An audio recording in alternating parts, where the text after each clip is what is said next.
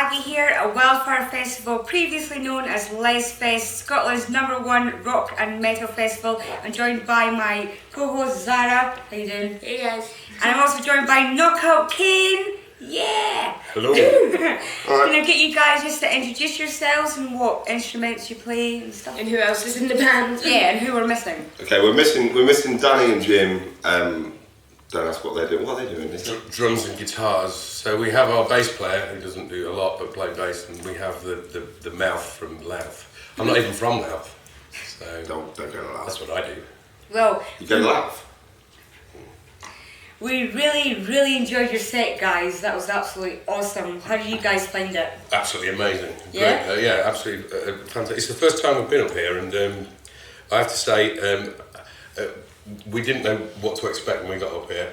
As soon as we got in, it was really well welcomed. Yeah. And as soon as we hit the stage, that was it. It was it's been good. A great reception, great crowd, a packed audience. What can I say?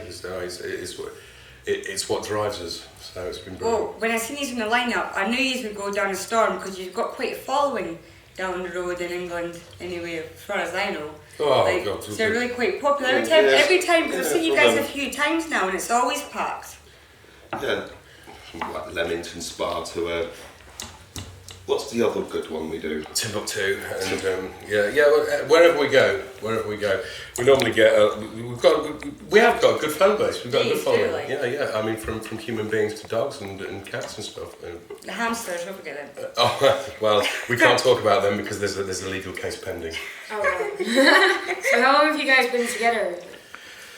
We take it for it's about 7 years really, is this lineup. I mean, the idea for the band came probably 10 years ago, and but the original members of the band from 10 years ago is just me and Jim, the guitar player. But the band, we only became contenders once it was the four of us, and we were a unit, and for the last 7 years we've been basically inseparable, and it's just gone from strength to strength, and so it's 7 years old really, Out Kaine. Yeah. So are you guys staying for the whole weekend? What's your plans? We've got a lot of stuff to do. We've got PR to do. Yeah. We've got all sorts of different stuff to be getting on with. So we've got to get back tonight. We're going to stay till the end of this night, and then we've got to drive a very, very long way. And I'm going to. I just done that journey all the way up here. He's going to do all the way back down. Yeah, I'm going to hit the stack at about 6 o'clock in the morning, and then it's up and it's back on the PR trail before we start doing the rest of the festivals we've got for the season. So, like, where does the name Out Kaine come from? It's pretty badass. What's the? Our mate Rick, wasn't it? It was. I wanted to call the band originally. I wanted to call the band Cocaine. Oh yeah. Hey, what? Well, think of it what you will, but as a metaphor for getting high on music or getting high on rock and roll, rather than getting high on the other stuff. Yeah. However, donations are greatly received. But once we googled it, we found out that over the years there's been so many bands called Out Kaine, called Cocaine. And a friend of ours said to us, well, why don't you just call it KO Kaine or Knockout Kaine, Knockout KO Kaine. Yeah. And then those people that get it, they get it, and those that don't, they can ask us and get some kind of rambling answer. There was another band called KO Kaine, and they had a little go at us online a couple of years ago, didn't they? Yeah. And all the Facebook Rambo here. And they'll fine. And when they split up, I actually got a really nice email from the singer saying it's all yours now, man. Well, as if you need their permission.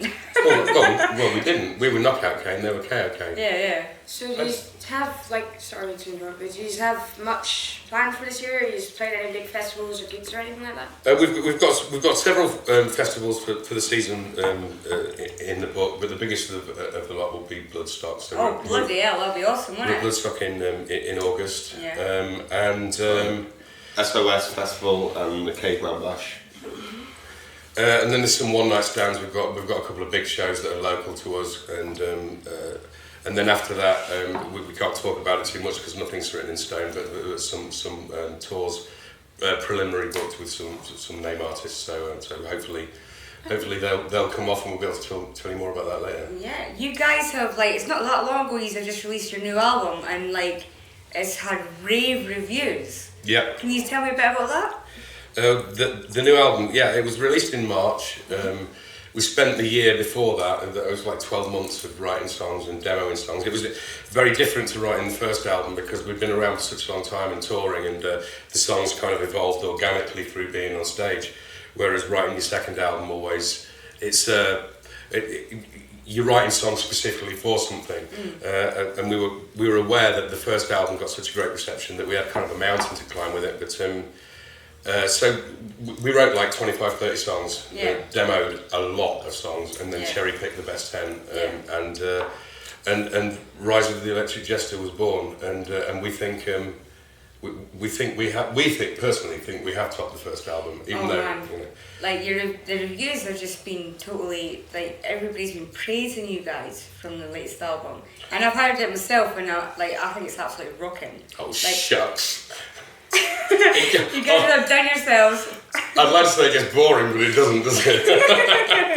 So was it, how many albums did you say you've got released so far? Yeah, two. We released House of Sin's debut in 2012. Yeah. And like I say, this year, March, was Rise of the Electric Jester. And, well, I mean, we're constantly writing. It never stops, the machine never stops to roll.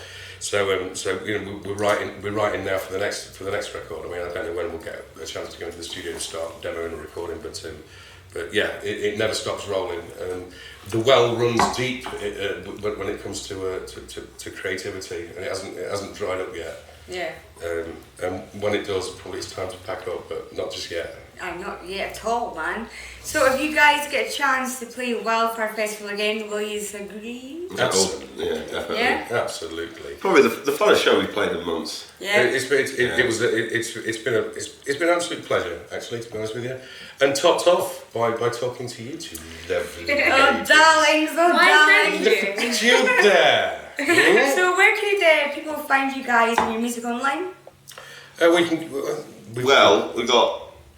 We've got Spotify. You can get House of Sins on Spotify. You can get everything else on iTunes.